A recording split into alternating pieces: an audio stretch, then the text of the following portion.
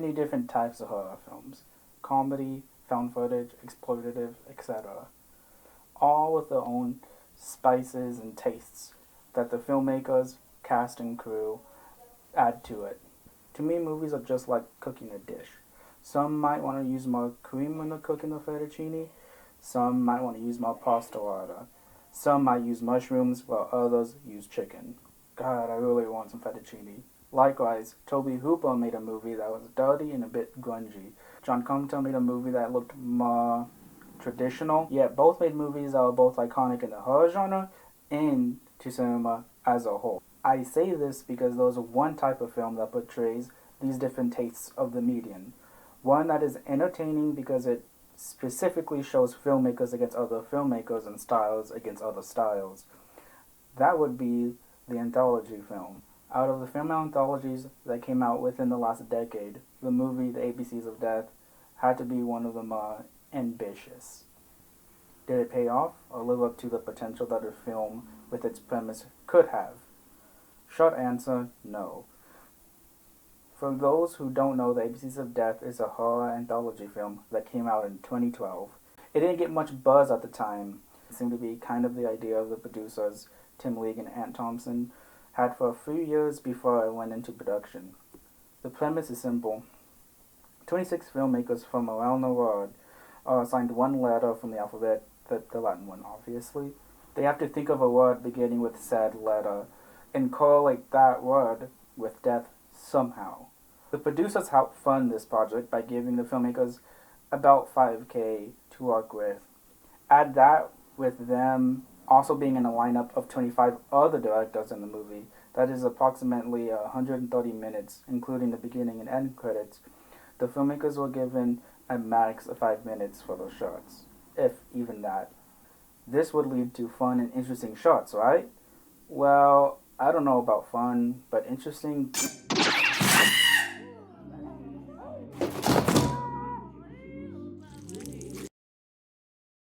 I stumbled upon it maybe 2013 or 2014 with my cousin. We were both teenagers at the time, and we were bored and found it scrolling through Netflix at the time. And let me tell you, only a few of these shots stayed with me through the years. That's not exactly praise for me, as you'll see which ones did stay with me. Yet, I'm making this video to revisit this odd little film in hopes to actually rank all 26 from least to best, using my personal taste. Some of these filmmakers do seem good outside of this movie. So even if they rank low, that don't really take it as this filmmaker is better than this filmmaker, only that the entry is a little better than the entry of the previous. With that out of the way, without further ado, let's start the rank off with F is for Fun. 日本という国は神様に守られていると皆信じていました。でも私は神様なんていないと思っています。So we're starting this one off pretty rough. Like I said, I saw this with my cousin when I was a teenager. Should teenagers be watching this? Probably not. This one shot is one of the ones that stayed with me. Not for the disturbing factor that was in this film. In fact, I would say there was really no disturbing factor in this film. Just a bunch of cringe, and the only fear I had was the fear that my parents would have walked in as the shot was playing. The absurdity of the shot is the point, however, I think, and not really the fear or death. If even a death did happen at the end of the shot, it was still kind of confusing as what I was watching at the end. This just involves around a Japanese schoolgirl letting her teacher fight until she perishes. I don't know how to really put that any other way. I'm still unclear what happened at the end, nor do I want to dig any deeper. I haven't seen any of the filmmakers Nobu Iguchi's other work besides trailers.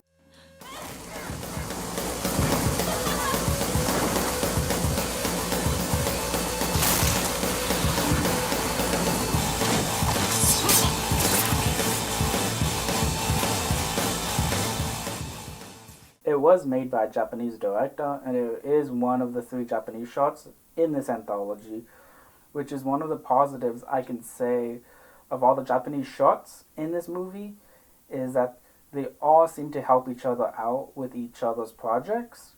They even get commentary together on all the Japanese shots, which I honestly kind of find wholesome, even if they're talking about this. 女の子のおならをできるだけ見たいという趣味があるので、とを証明したくて撮っていったんですけど、やっぱりおならが大好きだってことは隠しきれないってことが。Oh god.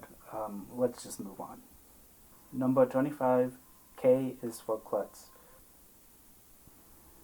This one is a bit of a unique one as it's done through cartoon animation. Notice that I specified cartoon as it's not the only animated shot in this movie. The choice of going with this animation style does make sense from the filmmaker's point of view, as Morgenthaler has a history of being a cartoonist and animator in Denmark. I guess when in doubt, given in little terms of budget, you have to work with your strengths. So was this a strong shot?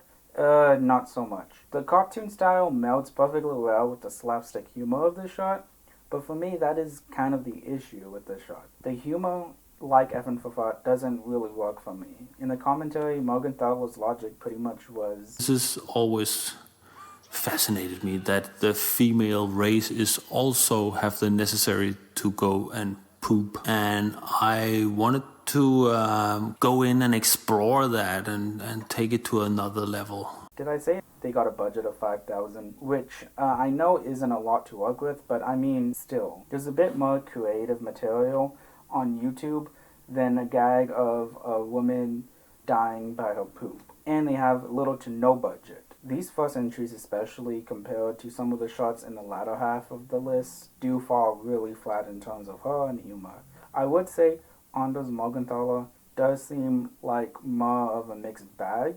His movie, The 11th Hour, does seem to be pretty negative. But his other movie, called Princess, which also is an animated movie, does seem to be more positive. I haven't seen them personally, but I did see some of Princess via YouTube, and it does seem a little interesting for an animated film. That said, just because it's an animated film doesn't really mean it's for the family. It does tackle very heavy material and subjects, because here in the United States, we tend to look at animated films as something just very childish or family movies. But this one does tackle things like drug abuse and pornography. A lot of his cartoons do seem to imply a lot more adult subject matter than the style perceives.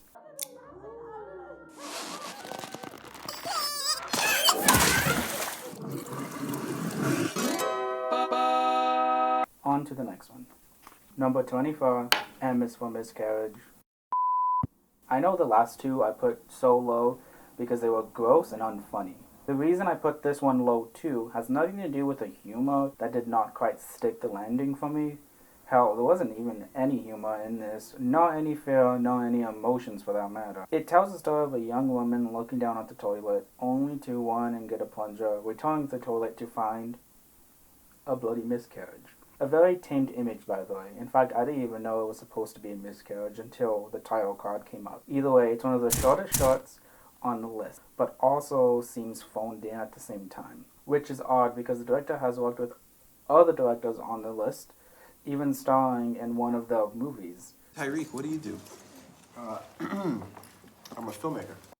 He even was in a better anthology film, that being VHS 1, which is a much superior film than this one. So he does associate with a talented group of filmmakers, which only makes this entry a little more confusing as it just seems very low effort, honestly. The only sort of praise I saw from this shot was this one comment somebody left on a message board. Sure, maybe I'm missing something with this one, but I feel nothing when I watch this. Ty West, his other work, especially his features, do look actually good though. They seem like decent modern indie horror films. One was even produced by Eli Roth. For some, that might be a positive, for others, a negative. Again, this just adds more confusion as why the shot was so damn lackluster. On to the next. Number 23, G is for Gravity. This one, like M is for Miscarriage, does seem like something phoned in. I would say this, though it has nothing much in terms of character or story in this shot, it does have at least some sense of build-up. We start by watching someone pull into a parking space near a beach, and the man gets out and grabs his stuff, all the while putting bricks in his bag. Then heads out into the ocean, and you know the rest. I didn't really process that he put the bricks in the bag until the second viewing, actually. Also, if his GoPro was attached to his helmet, and the man drowned because he put bricks in his bag to weigh him down, why did the camera still attach to him, I believe, bob up to the surface when he died?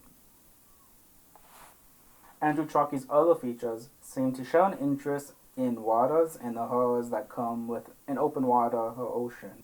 He has a crocodile film and a shark film. It's a nice niche of films that do seem more entertaining than the entry he put on this movie. On to the next. Number 22, R is for removed. How do you say that? Sir John Spojovic? Sergeant Spojovic. So this one, not much to say during the shot. It is short, no dialogue, just imagery of body horror. I say body horror because it's about a man getting his skin made into film stock. And then the person escapes and then dies under a train. The end. I also want to say that this filmmaker also made this infamous movie called A Serbian Film. For those of you who don't know, A Serbian Film is a famous, disturbing movie. I know people at my high school used to talk about it. I never saw it, and I don't even know if I want to cover it on the channel, though I probably watched as disturbing films as that. Okay, let's move on. Okay, you get more information about what the shot represents from the commentary. At the beginning, I was a scientific experiment. Then, I started entertaining people. I was forced to obey, and I was forced to please. The commentary is basically supposed to be like monologuing about art and artists and then the public that views said art. Coming from a shot where they're literally producing film stock from his skin, I can see what the message is saying. I would say this, it is a little odd he didn't add the monologue to the actual shot instead of the commentary. So why leave that monologue just in the commentary, which offers a lot of context to the visuals you are seeing in the movie. If it's just in the special features, the only people that really buy movies are just movie weirdos, especially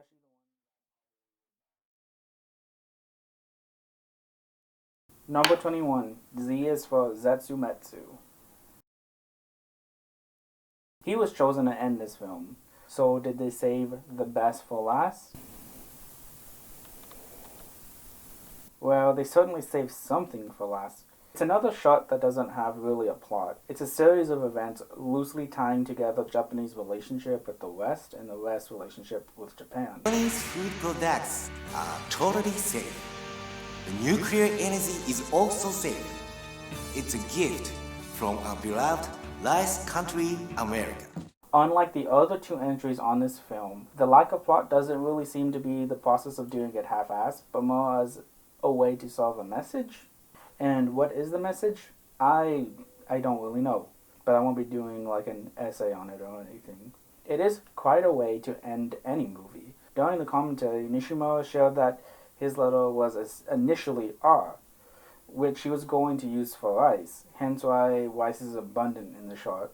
As a side note, the action of the producers assigning somebody a letter to only give them another one is common among these shots. I think it's a way to change up the order so every piece can flow better. Does it help? Not really. But I'm guessing they wanted the shot where a man spews rice at the camera through his you-know-what, while two women fight completely naked, one with a giant dildo, the other one shooting Karens as a projectile through her, to really end the film. A lot of his other work does seem to be a lot like Eguchi's, the Japanese director from before. From the trailers, the films are hard to describe.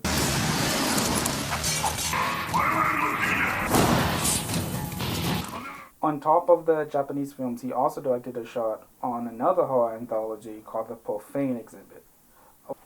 A positive thing I could say about this shot is that the nudity does seem to be a little unbiased in the fact that it shows both extremely naked women as well as extremely naked men. Equality. Yay.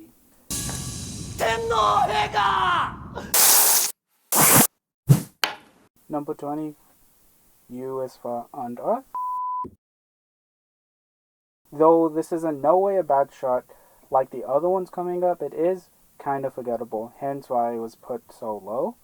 It is an interesting premise, however. We look through the perspective of a vampire being, what do you guys call it, unearthed? We see it escape, murder a woman, and try to get away from the attacking villagers, only to get captured and killed with a little tiny stake.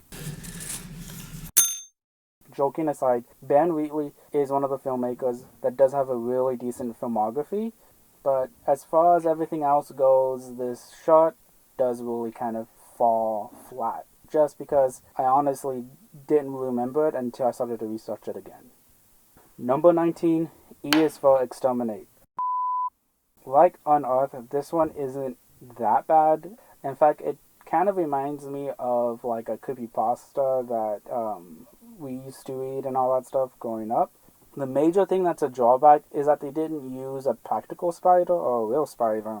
They just used a CGI spider, for the reason being that Angela Bettis wanted to do something with CG in the shot. It's not a bad shot by any means, it's just kind of falls flat. Like Unearthed, just kind of is forgettable. I also want to say that I'm kind of dumb because over the commentary when Angela Bettis was talking, she sounded really familiar. This is an intelligent spider. She's Anna. She's special. She's a little sci-fi. She might be from another planet. She's the main character in this movie that I watched called 12-Hour Shift, about a nurse who steals organs for the organ trade. Nope, not those organs. Ah yes, meaty. Other stuff she was in, she's been an actor in Carrie, which she played.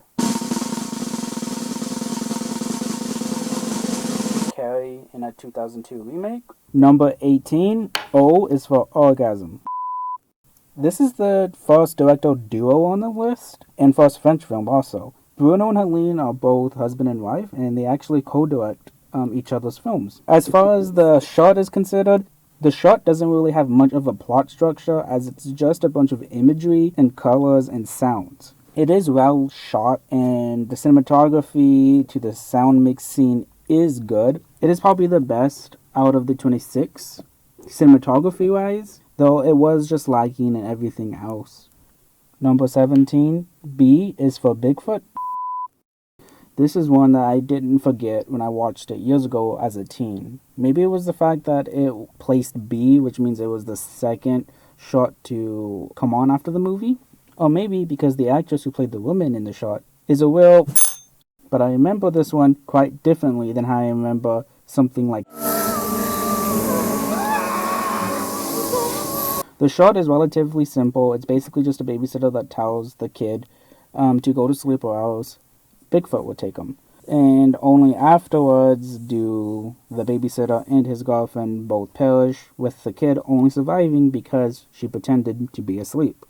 You know, it's short, it's simple, it's ironic. One of the things is I thought this was a Mexican shot because it was set in Mexico, but it turns out the filmmaker was actually Spanish. So I don't know if I consider this a Mexican shot or a Spanish shot. I will go with Spanish, since the filmmaker is Spanish. With that said, he did do another movie set in Mexico, which does look interesting. It's another horror movie, and something that I wouldn't mind checking out. Number 16, A is for Apocalypse.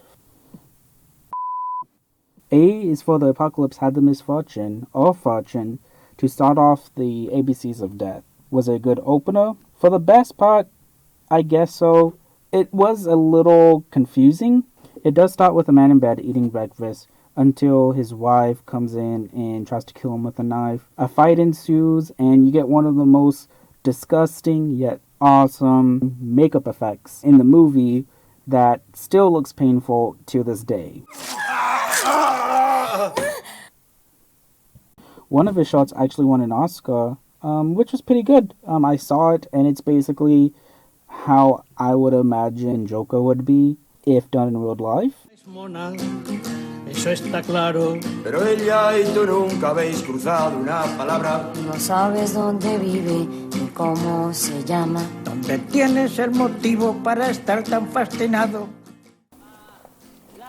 And he made another short that was in VHS Vial, the third VHS film in the franchise, which his entry was pretty good. It was an entertaining shot. Out of the 3 shots that I've seen from him, I do want to say that Eighth Apocalypse is the weakest, just because nothing really happens. I mean, there's a fight that happens, but we don't really get any answers, and we're just left more with questions, which, if that's the point, then it succeeded. There wasn't much there. Number 15, V is for vagitus. Vagitus, by the way, means a newborn's baby's first cry. As such, the shot has to do with a newborn baby.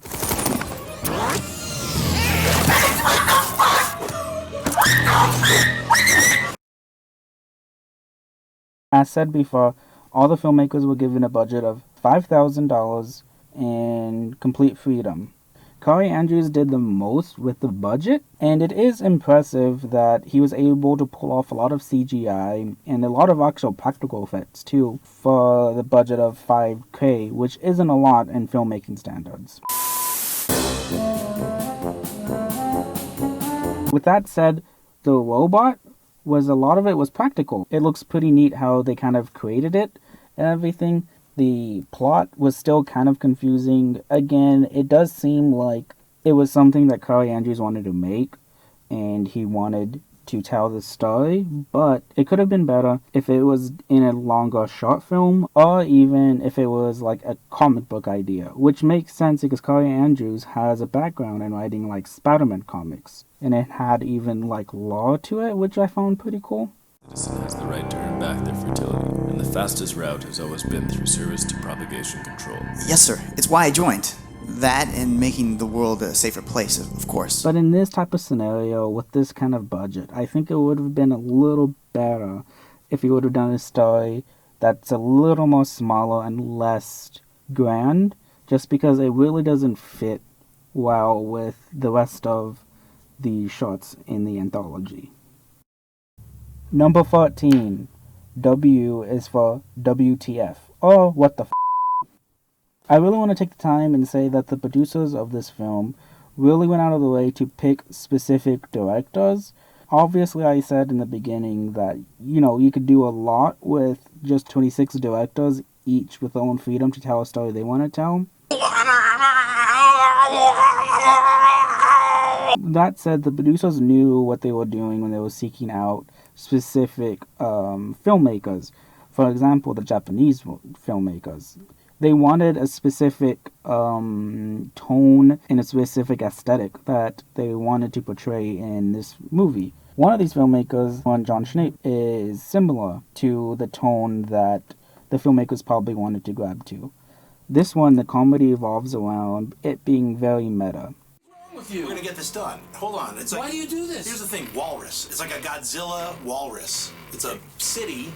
People are being destroyed. You pan over. It's a walrus. Okay. It does look really cheap, which I think does kind of add to the charm. That said, there's like a lot better YouTube videos that look better than the movie, and the effects look good. So, overall, it was more just a humorous meta joke. Other work that he did, he actually directed a few episodes of the Black Panther series that was on BET at 2010.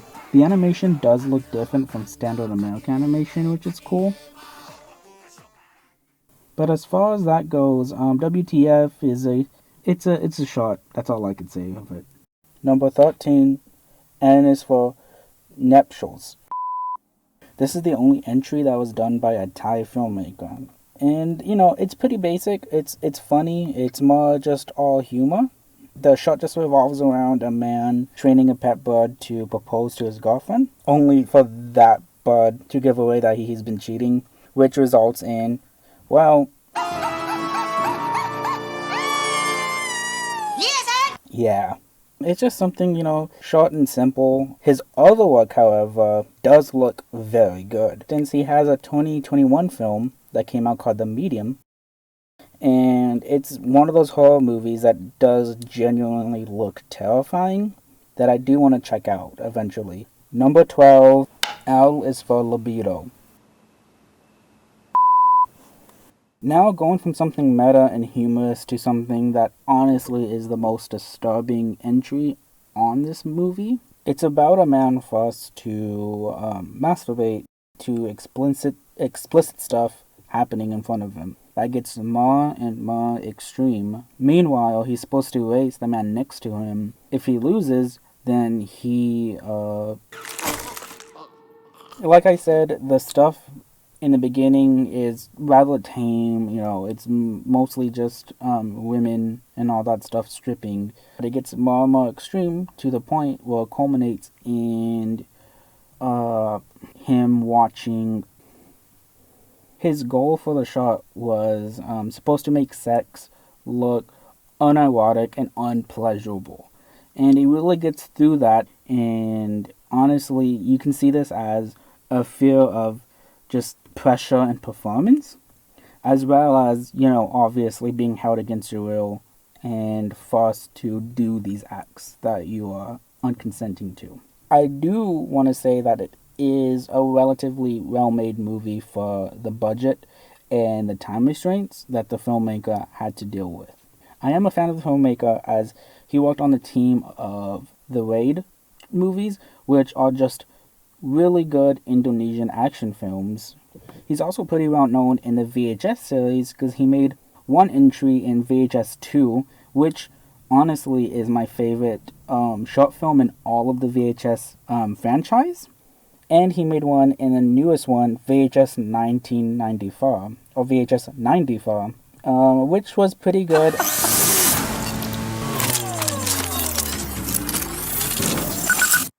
Very video gamey. He's a talented Indonesian filmmaker who can tackle disturbing elements. This is like the anti-O is for orgasm and kind of the anti-F is for fart. Though, to be fair, everything's kind of anti-F. 11. J is for Jedi Jinki Samurai Movie. The third and final Japanese short on the list, I would say it's probably my favorite. I mean, obviously, since it beat out the last two. It is also the most basic, I would say. But I wouldn't say that is a negative, especially after...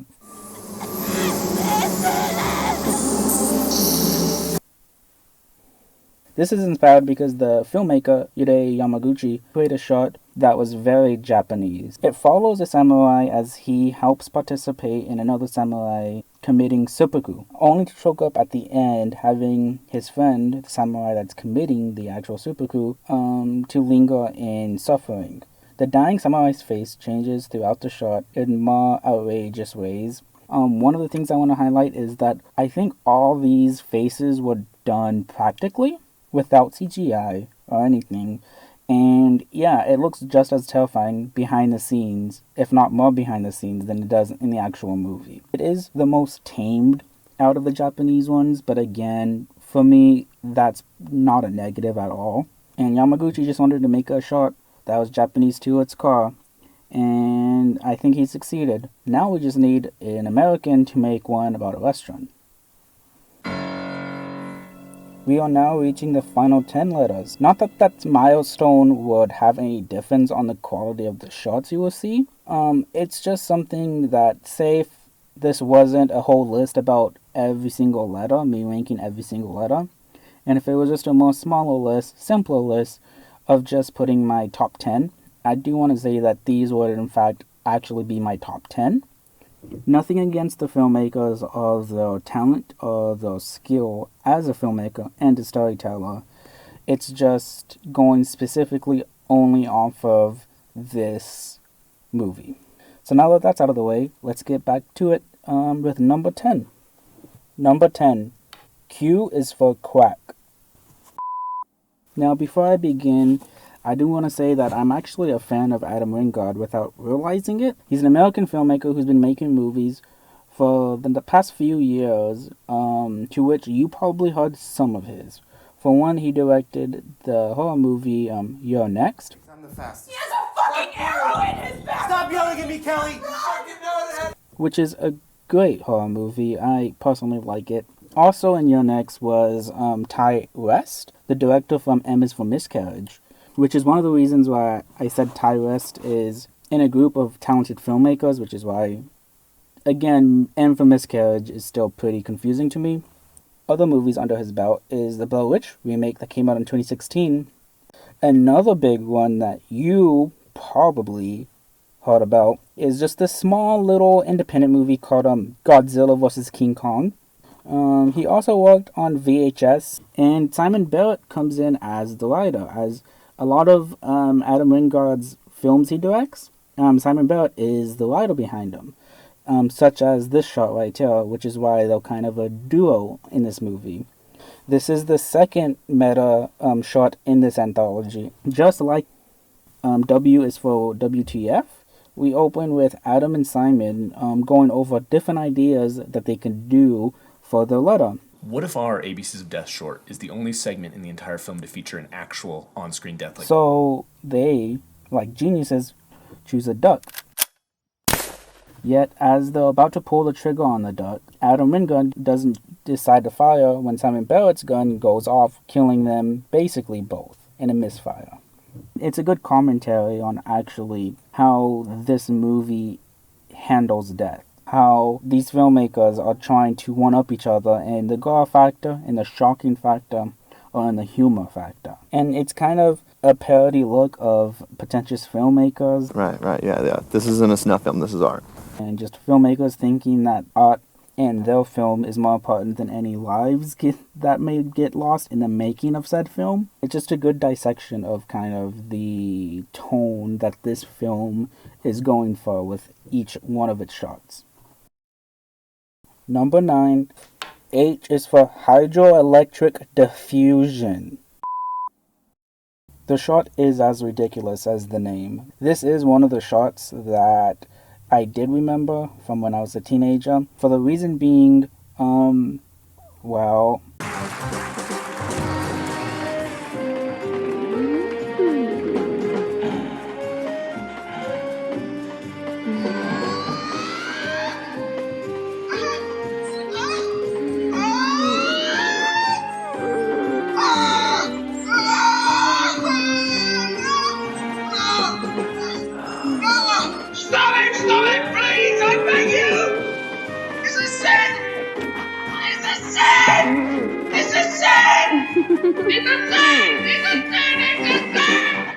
Looking back at it, as much as I thought that this was going to be lower on the entry, maybe, up there with F is for Fart or something, I did find myself actually enjoying this short film, specifically just for the ridiculousness of it. It is shot and produced kind of like a live-action, more adult version of a Looney Tunes episode. It is a well-made short film for that reason. Plus, the costume designing to the set design to how it was shot is very impressive. I did find myself enjoying it, even though...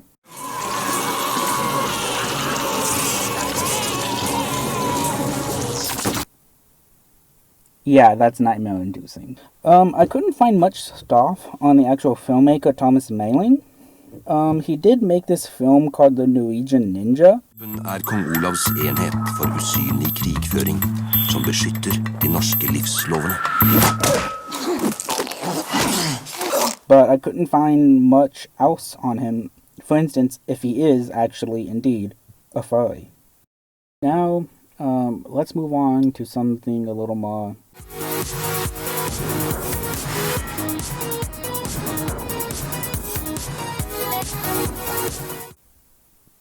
pleasant. Number 8, Y is for Young Buck. Well, Alice with Libido was just depraved and horrific for the fact of being horrific. This one at least has, a happy ending to it. It follows a creepy janitor that terrorizes the school's boys' basketball team. And in particular, it follows one of the boys as he gets his revenge by using a buck's head as a carcass and using that same head to basically kill the janitor. I do want to say that janitor does looked like a cross between Jeff Bezos and Joe Rogan. Yeah. Overall, the short film was pretty good. It was shot a lot like a music video. No dialogue, just music and just imagery. The filmmaker, Jason Eisner's inspiration was actually an idea he had for a graphic novel. Basically a superhero called the Young Buck who goes around killing pedophiles, basically. Whether that would make a good comic, it made for an okay short film, or at least a short film that didn't suck, at least compared to these short films in this movie. Altogether, though it follows a creepy janitor that terrorizes kids, it does have a gruesome yet happy ending. Another movie he made was also called Hobo with a Shotgun. I used to be like you. A long time ago.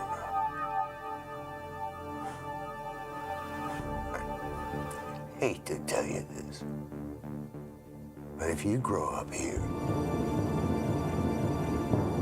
you'll end up like me. A hobo with a shotgun. Which actually does look pretty good. It looks similar to how this one shot. Like I get like the similar, like I guess 80 type of vibes from it. But it does look like an interesting film. And that is it. Number 7, C is for Psycho.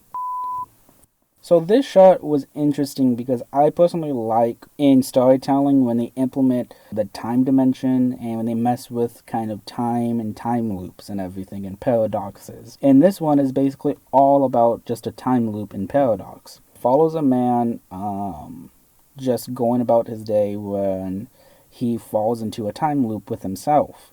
It's very cool, it's very short, and a nice concept to fit into a movie like this.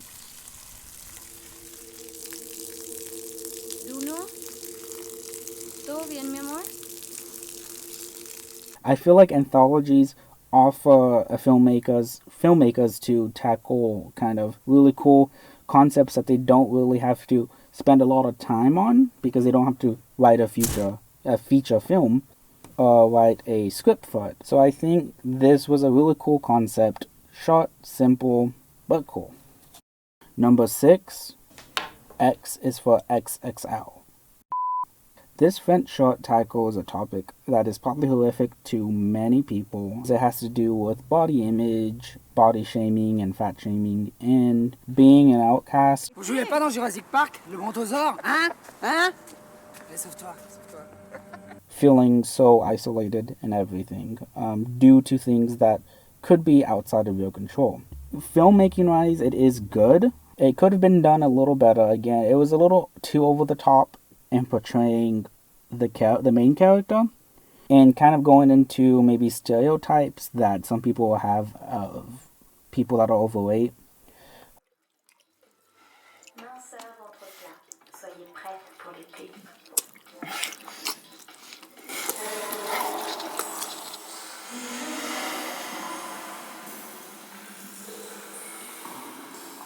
To be fair, she could probably have a really good career as a YouTuber mukbanger. I find the message being good, how society kind of pushes people to look a specific way in order for them to feel accepted. And I'm pretty sure it's a fear that a lot of people have. The costume at the end, the makeup at the end was just phenomenal. Complete body horror, which is something that is just I personally like in movies.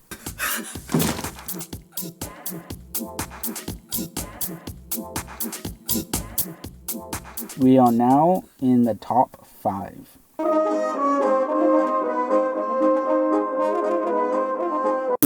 So let's start off with number 5. Can't understand why he's so afraid of the toilet. The shot just follows a boy learning to finally use the toilet. Well, his first journey to the toilet by himself just goes horribly wrong.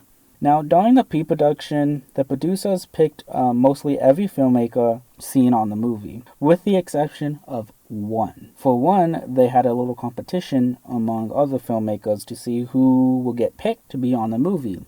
Out of Lee Hardcastle with this shot won the competition. Rightfully so. Tears for Toilet is one of the best shots in this movie. It is an animation film, the second animation film besides K.S. for Klutz. This animation is different as it's not cartoon animation, but it's actually claymation, which is something that Lee Hardcastle seems to have a lot of experience in, as he has a YouTube channel where he has a lot of claymation shots. You're acting like a first-year Ghostbuster. I'm acting like a professional. Honestly, I would say check it out. It's very good material. If you like animation, stop motion, claymation. The Ghostbusters, Volume 3. That woman deserves a revenge, and we deserve to die. Number 4. S is for Speed. This shot I just really enjoyed. It just has a lot of cool elements. The Americana desert element with the muscle cars, hooded figure chasing them through the desert. I even heard that Jodorowsky is in the radio. On the radio here, a little brief blast of Alejandro Jodorowsky, director of Santa Sangre and El Topo from Simon Boswell's album. Which is cool. For all of you who don't know, Alejandro Jodorowsky, he's a psychedelic filmmaker that made films back in the 70s and 80s. The shot is just an interpretation about how it feels like to be on drugs. Please. Leave me alone. There's still so much I want to do. Somebody can just feel so powerful after outrunning death, but eventually you can't really outrun death and you can't bother with it. You just kind of have to accept it. So it was just a good shot. West's other work, they seem like stuff I probably don't really want to see, to be honest.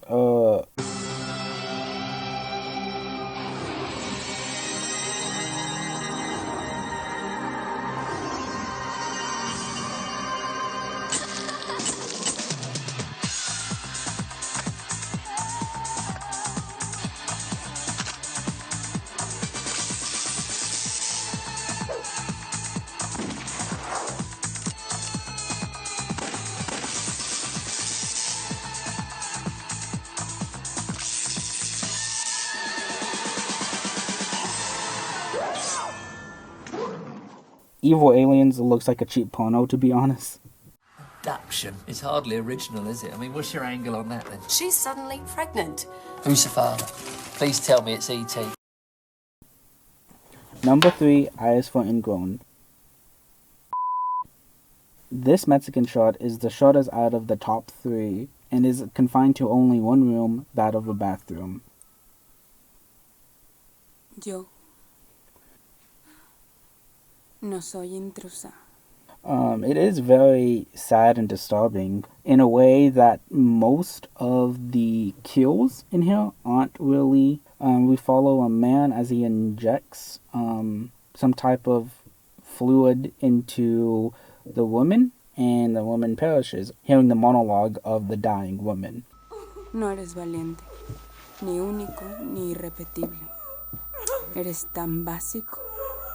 The death isn't over the top, and it's very just in your face. Tan primario.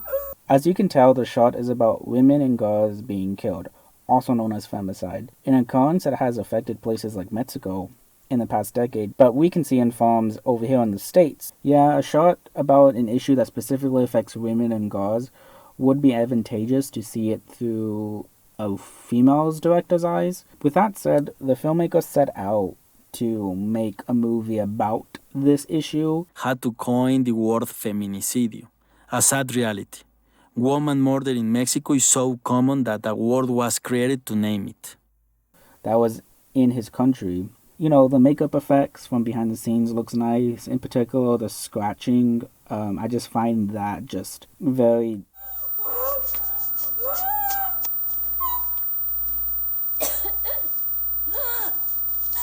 uncomfortable.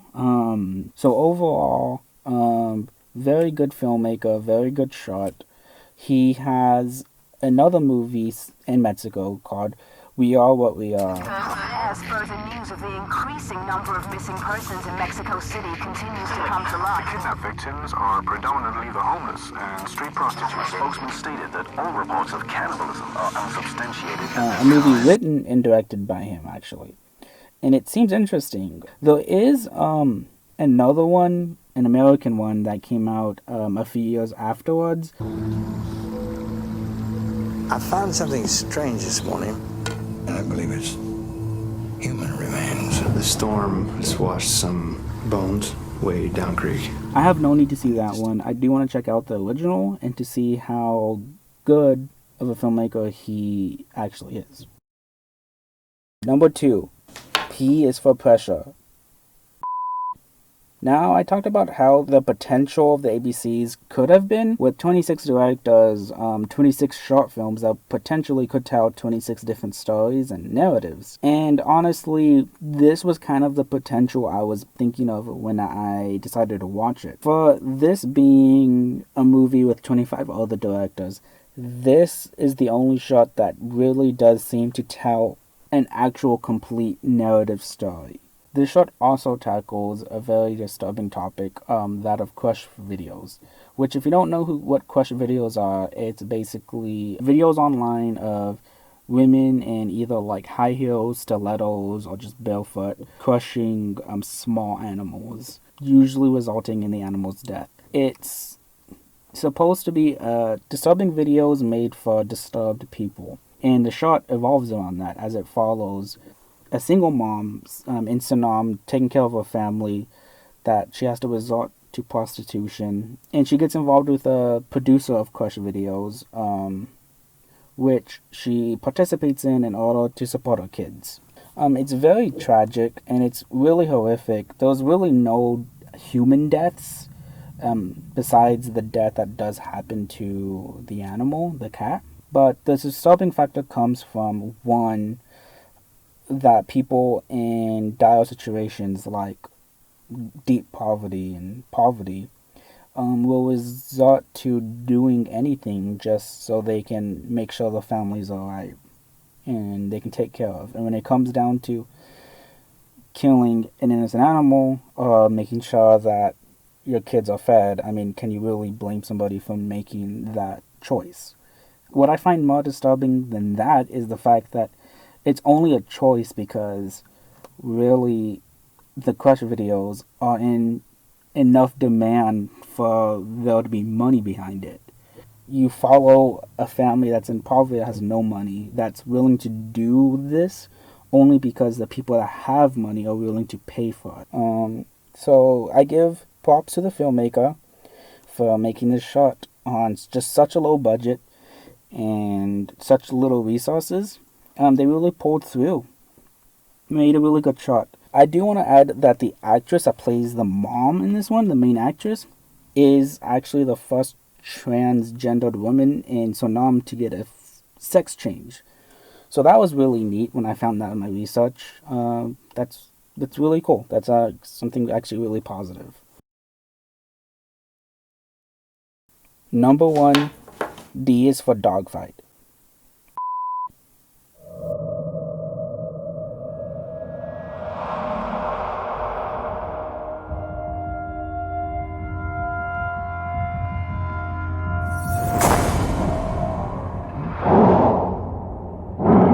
So this is my number 1 pick. This is my favorite movie, my favorite shot in the movie, I should say.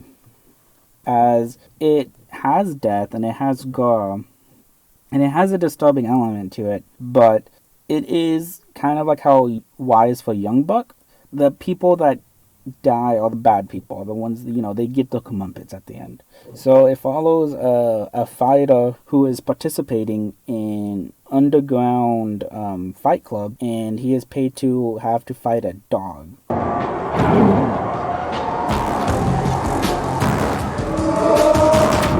Only difference is the dog is his dog, his lost pet. So eventually, the dog and him team up and they take down the other fighters.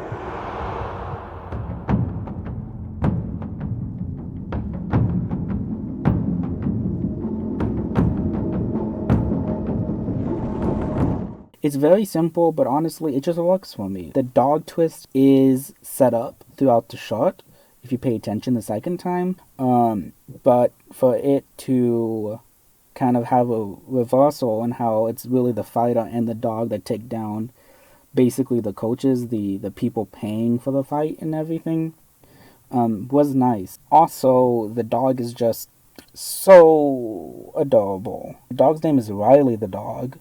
And the behind the scenes shows the dog trainers, which is actually the main actor. The fighter is actually that dog's trainer. Vicious dog. Vicious. Position back off another foot, and then come in about after, what, second or two? Stay. So that was really cool. So yeah, that D's for Dogfight is my favorite. Specifically just for maybe just the dog getting revenge on the people or what. But honestly, you know, just get it. So that was my list of all 26 short films. It was interesting. Again, overall the movie's just not good.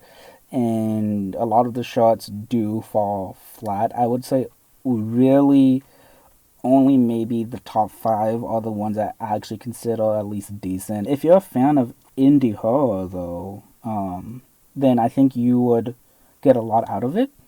There is a sequel that I do want to do a video on too. The majority of the shots in this movie are relatively bad, but the quality of them does get better in the second movie. The quality goes up a little bit, and the disturbing factor does go up. So that's basically me. I'm the I. So if you want to subscribe and go on this movie journey with me, then you know you can do it. But anyway, that is me. I am Augie the I, and I'm just gonna be signing out. See ya.